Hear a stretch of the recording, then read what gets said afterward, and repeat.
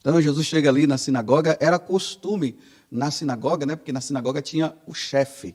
O chefe da sinagoga, ele sempre dava a palavra para alguém. Então alguém aí chamava alguém ali do meio do povo, as pessoas iam, alguém ia lá, lia um trecho e fazia uma meditação.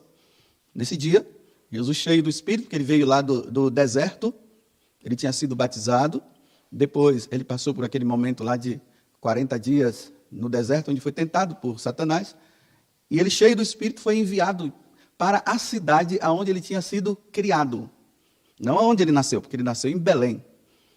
E aquele povo conhecia Jesus. Eles sabiam quem era. Era o filho do carpinteiro, filho também de Nossa Senhora, da Virgem Maria. E agora Jesus abre a passagem, né, lá da Torá e cai justamente no livro do profeta Isaías. E Jesus narra, né, com a linguagem de Isaías. Mas ele estava se referindo a ele. Mas para o povo era um trecho do profeta Isaías que Jesus estava falando. Então o Espírito do Senhor repousa sobre mim. Qualquer um que fosse ler essa passagem iria ler assim, porque era assim que estava escrito, né? Então o Espírito do Senhor está sobre mim, porque ele me consagrou com a unção para anunciar a boa nova aos pobres. Aos pobres quem? Quem são esses pobres? Aqueles pobres de Deus, que vivem numa miséria de Deus, ou seja, não conhecem a Deus, não querem saber de Deus. Então é esses pobres que ele vai anunciar a boa nova de conversão. Enviou para proclamar a libertação aos cativos. Quem são os cativos? Aqueles que Satanás escravizou, que estão escravos de Satanás. Então agora ele vem para libertar essas pessoas escravas de Satanás. Para libertar os oprimidos. Quantas pessoas oprimidas pelo jugo também de Satanás. E para proclamar um ano da graça do Senhor. Que ano da graça é esse? É o ano em que Deus está dando a chance para que todos nós possamos nos voltar para Ele. Merecíamos a condenação e agora Deus está nos dando essa graça do retorno. Isso aqui acontecia no Antigo Testamento, né? Uma vez por ano era chamado o dia da remissão, da redenção. Todos aqueles que tinham dívidas, que tinham alguma coisa, alguma conta a pagar, problemas, naquele dia acontecia uma anistia. Todo mundo estaria livre. Até os escravos eram soltos. Tudo isso. Então agora Jesus está dizendo, olha, aqueles que estão com dívida, que estão com questões com Deus, eu vim agora para dar esse ano de libertação. É o tempo da graça, é o tempo da redenção. Tá certo. O problema foi quando Jesus falou assim, hoje esse oráculo acabou de se realizar. Ele está dizendo, sou eu. Eu sou a pessoa que vim agora libertar vocês. Aí o povo fechou o coração e começou a dizer, esse homem é um doido. O carpinteiro, o filho do carpinteiro agora está dizendo que você é isso? Aí eles começam a dizer assim, não, isso não, mas nós queremos que você faça os milagres. Faça os milagres que você anda fazendo por aí. Nós queremos milagre. Agora, que você é o libertador, que você veio para aí. Não, isso não. Nós queremos milagres. Aí Jesus se entristece, né? Faz essas duas comparações de Naamã e também da viúva. E na maior tristeza, Jesus diz realmente, um profeta não é aceito na sua própria cidade. E aí o pessoal quer matá-lo. E lá em Nazaré tem esse precipício, né? Onde queriam jogá-lo. E ele passa e vai em frente. Aqui, meus irmãos, nós vivemos um grande drama nos tempos de hoje também. As pessoas, elas vão em busca de Jesus para que sejam realizadas curas, para que seus problemas eles sejam resolvidos. Como eu sempre falo aqui brincando, né? As contas a pagar, que não está conseguindo. Então, vão atrás de Jesus para isso. Mas na hora que Jesus toca na ferida, de mudança de vida, de largar o pecado, para que haja salvação, isso não. Isso não. Não entra na nossa vida, não. E aí nós encontramos, né? Pregadores que se utilizam da palavra de Deus apenas para proclamar curas e curas das pessoas, mas em nenhum momento fala que elas precisam mudar de vida. Que elas precisam largar com o pecado. Que elas não podem viver escravas de Satanás. Aí quando toca nesse assunto, isso não. Nós queremos curas e curas. E eu repito, Aí tem aqueles pregadores que agradam, eles só falam disso, aí dão testemunho de pessoas que foram curadas disso e curadas daquilo, mas não tocam no assunto da questão do aborto, que é não matar, que não se pode matar nenhuma criança no ventre de uma mãe, como não se pode matar uma pessoa já nascida, isso não toca nesse assunto, porque diz que isso é polêmico. Não toquem em assuntos polêmicos.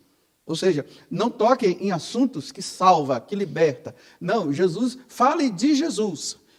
Mas falar de Jesus é assim, Jesus está te curando da dor de cabeça, Jesus está te curando da dor de barriga, Jesus está curando você disso. Olha, aqui tem uma pessoa que está com esse problema e Jesus agora acabou de tirar você desse problema. Mas o evangelho que salva, não. Falar de questões de que as pessoas precisam se livrar desse pecado de homens vivendo com homens. Homens que mudaram a sua fisionomia. Homens que agora se transvestiram de mulher. E você via aquele rapaz e agora você vê uma mulher. Ou aquela mulher que era a mulher e agora ela mudou e ela tem fisionomia de homem. Barba no rosto, cabelo bem cortado igual um homem. Isso não, isso é polêmico. Não toque nesse assunto. Porque isso é para salvar. Isso é para que a pessoa ela possa entender que não é por aí. Falar de corrupção, de pessoas que estão roubando, não, isso é polêmico. Jesus não gosta, Jesus não quer divisões. Ele quer apenas que você seja curado desse problema no seu olho. Isso não. Libertação, a libertação do pecado, não toque nesses assuntos. Aí nós vemos pessoas até sendo curadas, mas que permanecem no pecado. Aí morrem, foram curadas no corpo, mas não foram curadas na alma. Antes de Jesus dar a explicação do que ele ia fazer, o pessoal já descartou e já foi dizendo, nós queremos milagres. Faz milagres aqui como você fez lá em Cafarnaum. Aqui nós queremos milagre. Mudança de vida, não. Está muito bem a nossa vida dessa forma. Agora eu me recordo, né? Uma vez eu fiquei 1h30 conversando com um homem, que ele sabia que ele estava errado. Mas ele não conseguia sair, não queria, não é que ele não conseguia, ele não queria sair. Ele vivia um caso com um outro homem.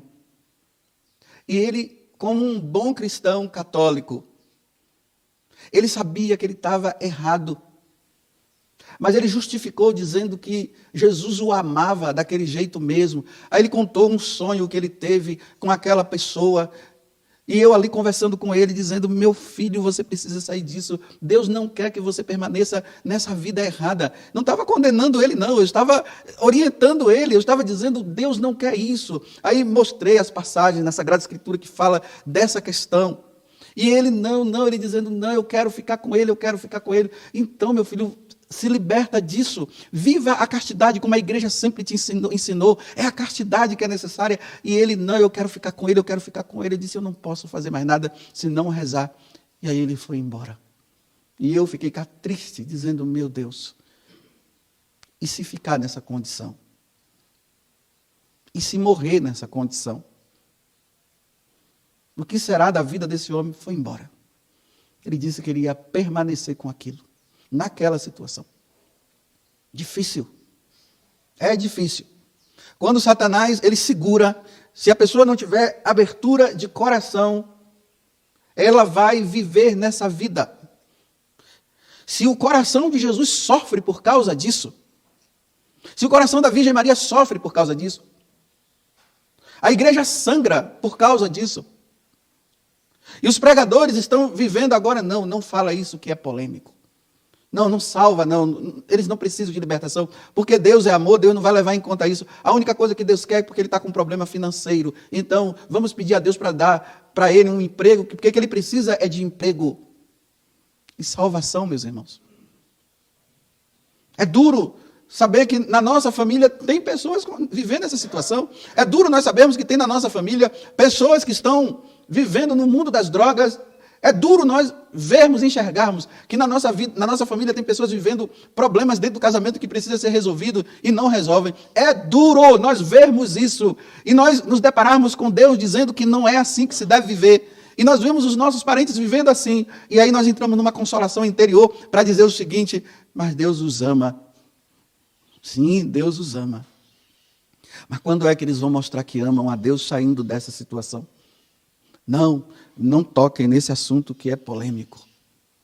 Vamos preservar aquele pregador, né, porque ele falou isso, então vamos preservá-lo, porque para ele não ser, condenado, e assim por diante, para não ser processado.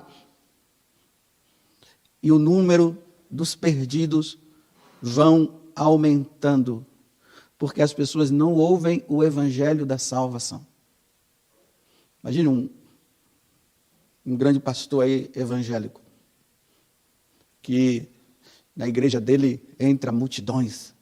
Quando você liga a televisão que vai olhar, que vê aquela multidão e ele lá pregando numa lógica tão assim, e as pessoas tudo admiradas e batem palmas, e depois vem as chamadas curas, e as pessoas vão lá para dar o testemunho, nós não sabemos se realmente aquilo é verdade ou não. Muitas vezes se percebe que não é verdade, paga para determinadas pessoas irem lá, e aí faz aquele show de curas e de milagres, e todo mundo fica admirado.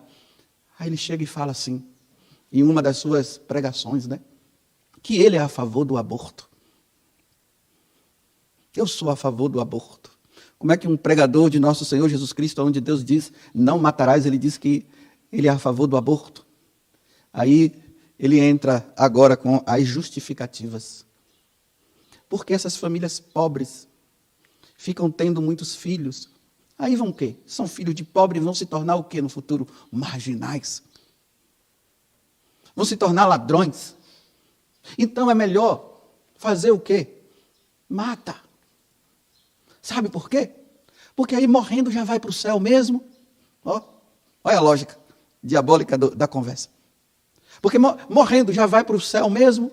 E no futuro não vai ter marginais. Por isso que eu sou a favor do aborto. E pregando em nome de Jesus.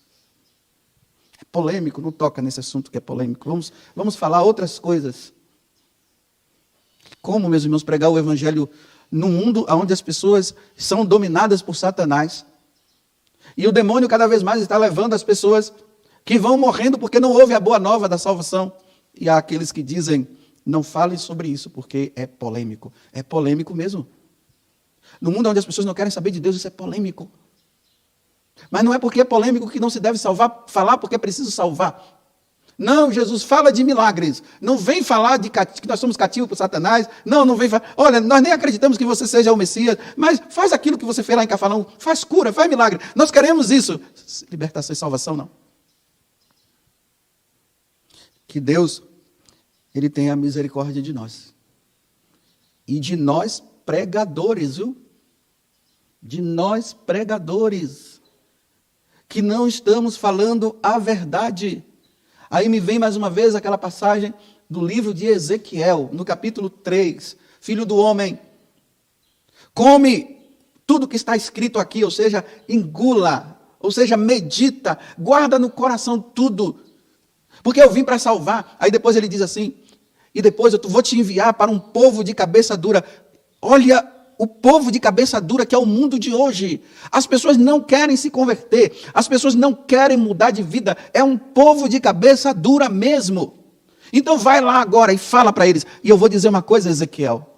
Aí vem agora a sentença de Deus para os pregadores que não anunciam a verdade de salvação. Eu te envio no meio desse povo de cabeça dura. Se você não falar aquilo que eu estou pedindo, eles vão perecer por sua culpa. É por sua culpa que eles vão perecer. E aí você vai prestar contas a mim de tudo isso. Mas se você for e anunciar para esse povo de cabeça dura que eles precisam mudar de vida, porque eles precisam se converter, e precisam voltar-se para mim, e você falar, a culpa já não vai ser mais sua. Vai ser deles que não abriram o coração.